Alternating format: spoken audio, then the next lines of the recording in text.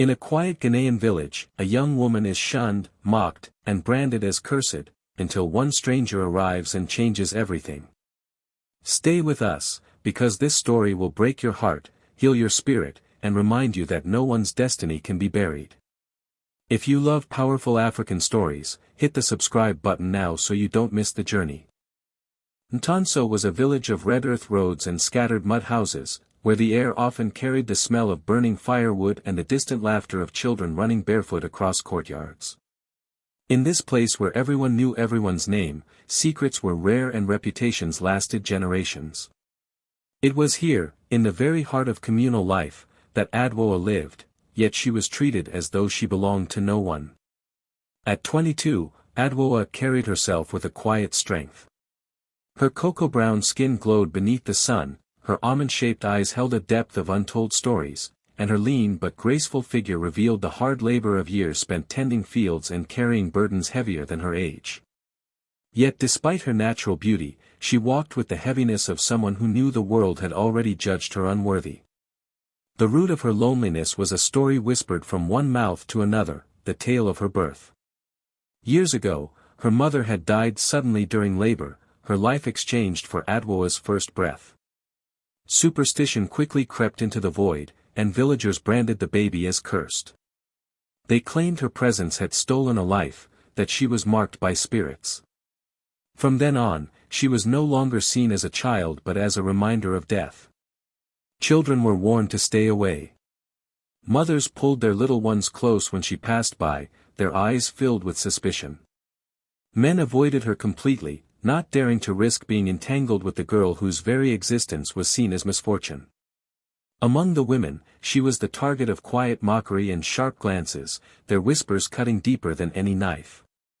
She grew up learning to eat alone, work alone, and cry alone. Each morning began the same way.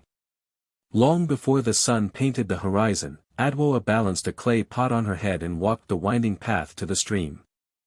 The cool mist clung to her skin as she passed groups of girls chatting happily on their way to fetch water, their laughter fading whenever she approached.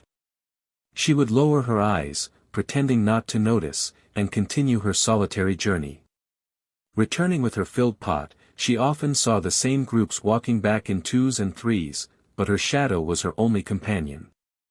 Afterward, she turned her strength to the farm her late father had left behind, a small plot of land with ridges of cassava, garden eggs, and maize.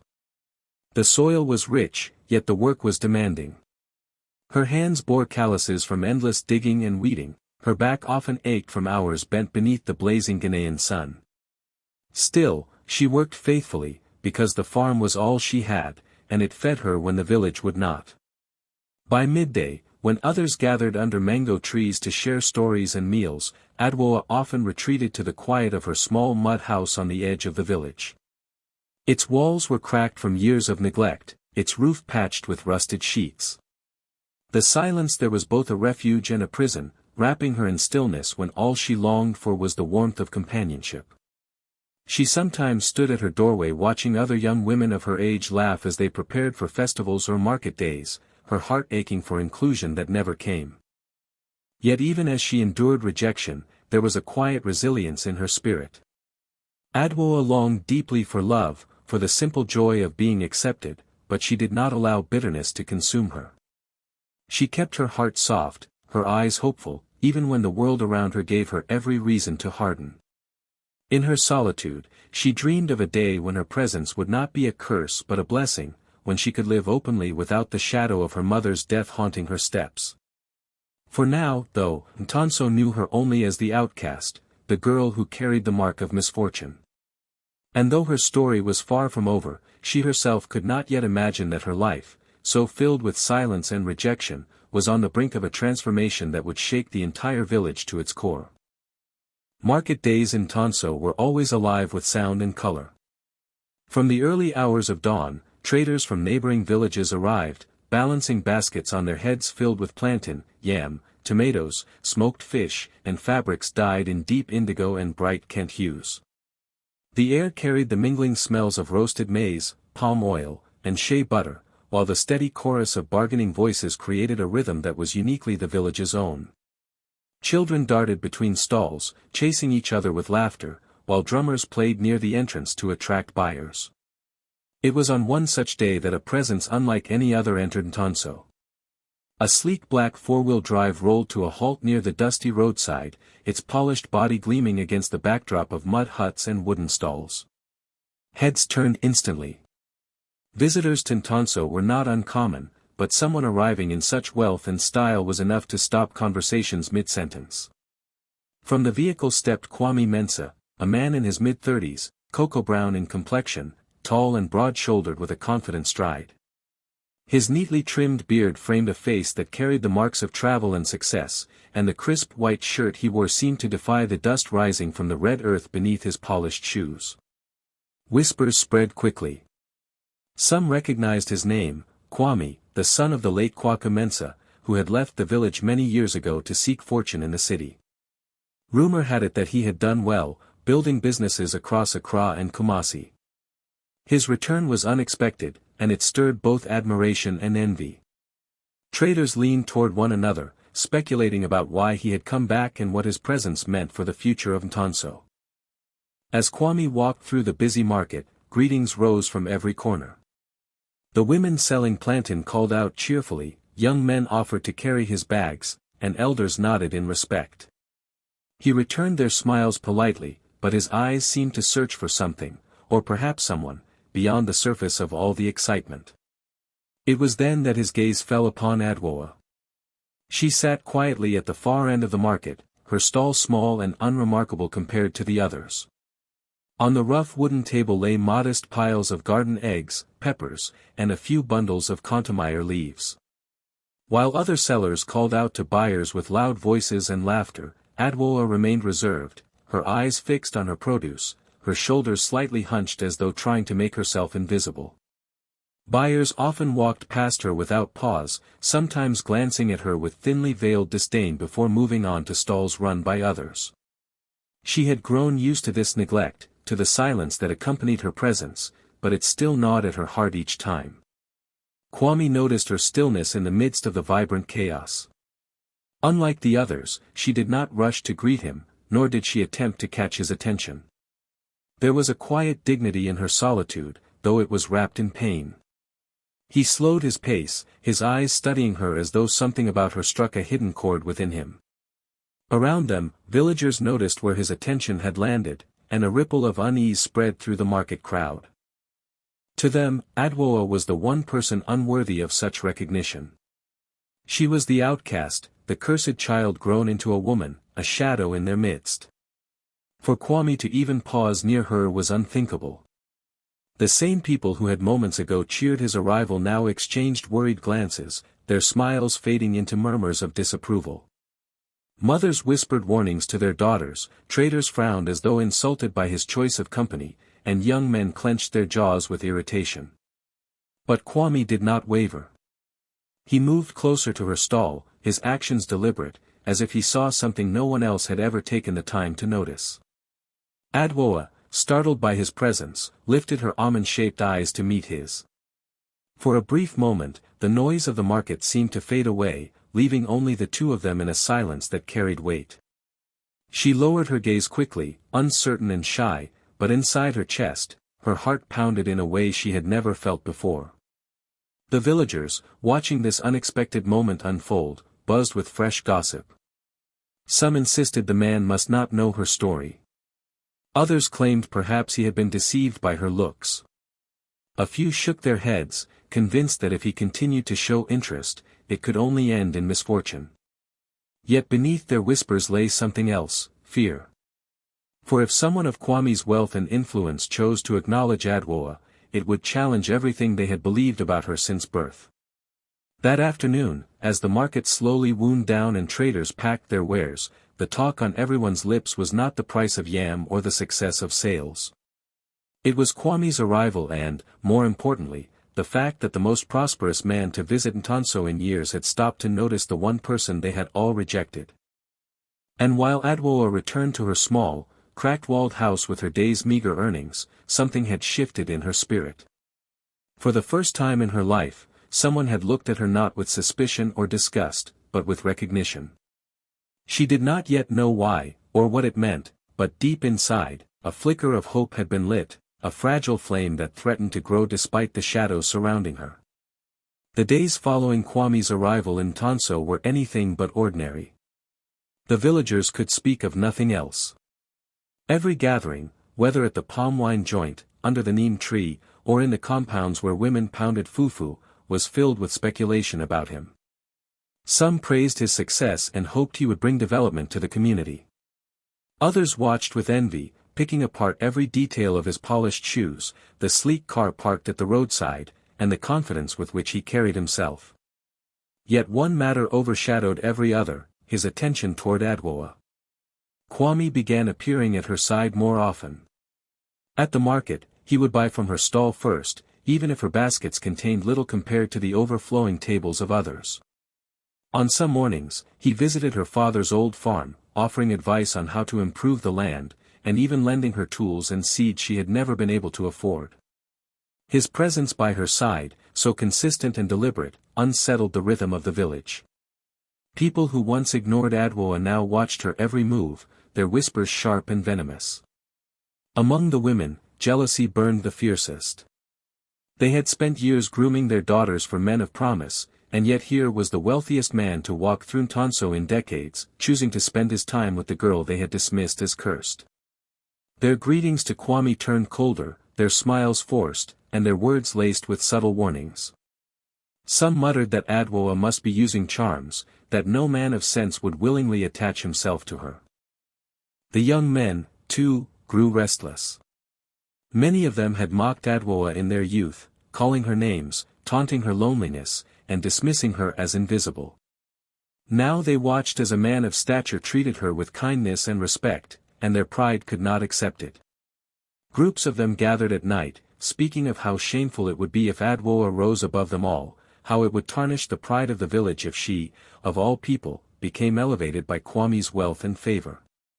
It was not long before their mutterings turned into confrontation.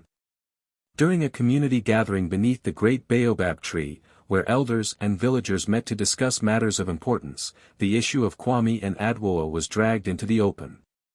The men and women sat in circles, the firelight flickering against their faces, while drums beat softly in the distance. One of the elders, his voice heavy with authority, stood and addressed the crowd. He spoke not of development or unity, but of curses and traditions. He reminded everyone of the tale of Adwoa's birth, of her mother's death, and of the belief that she carried misfortune in her blood. To him, Kwame's association with her was dangerous, not only for himself but for the entire community. The crowd murmured in agreement, their voices swelling with years of prejudice. They demanded that Kwame separate himself from her, that he prove his loyalty to Tanso by avoiding the girl who had brought nothing but shame and suspicion since birth. For many, this was not just about superstition but about maintaining the order they had always known, where Adwoa remained beneath them, a reminder of what no one should aspire to be. But Kwame's refusal was firm. His actions alone were enough to speak louder than words. He did not distance himself. He did not abandon her. Instead, he continued to stand by her side, even as the whispers grew into open hostility. This defiance shook the village to its core. For Adwoa, the experience was a mixture of fear and awakening. She had lived her whole life hidden in the shadows, careful never to draw attention. Now, suddenly, all eyes were on her. The same people who once ignored her existence now hurled accusations, their disapproval pressing down like a heavy weight. Yet in the midst of the storm, she also felt something entirely new, protection. For the first time, someone had chosen to fight for her, to stand openly where others had turned away. Tension spread like wildfire through Tanso. Families divided over the matter, with some urging caution while others demanded that Adwoa be cast out completely. The once harmonious village began to fracture under the weight of a single question: why would a man of wealth and power defend the one person they had all agreed to despise? It was clear that something larger was stirring, something that could not be silenced by whispers or warnings. The story of Adwoa, long buried under years of superstition, was rising to the surface. And though the villagers tried to resist it, the truth was edging closer, waiting for the right moment to reveal itself. The unrest in Tanso grew with each passing day. What had started as whispers in the market became heated arguments in courtyards, and soon the matter reached the palace of the chief. The chief, an elderly man with a deep voice and eyes that had seen countless disputes, could no longer ignore the division spreading among his people. The village that once prided itself on unity was now fractured over one woman and the man who dared to stand beside her. Summons were sent out for a special gathering. On the appointed evening, the village square was filled to the brim. Men, women, and children gathered in tight circles, the glow of torches and lanterns casting long shadows across their faces. Drums, usually played to celebrate, sat silent in the corner. The air itself felt heavy, as though the ancestors were listening. At the center sat the chief, flanked by his elders, their staffs planted firmly in the red earth. Adwoa was called forward. She walked slowly, her bare feet brushing the dust, her body trembling under the weight of so many hostile eyes. For years she had lived in the background, unseen and unwanted. Now she stood at the center, her presence the cause of a storm she never wished to create. Behind her, Kwame followed, his stride steady, his broad frame exuding calm authority. Where she faltered, he seemed unshaken. The sight of them together drew murmurs from the crowd, some in anger, others in disbelief. The chief's voice carried across the gathering as he declared the reason for the meeting. He spoke of the complaints brought against Adwoa, of the fears whispered through the village, and of the suspicion that her closeness to Kwame threatened their peace. The elders added their words, some harsh, others cautious, but all pointing toward the same question: why should Kwame, a man of wealth and status, risk his reputation and his life by standing with one long believed to be cursed? The crowd pressed closer, their eyes fixed on Kwame. They expected him to falter, to distance himself at last, to admit that his kindness had been a mistake.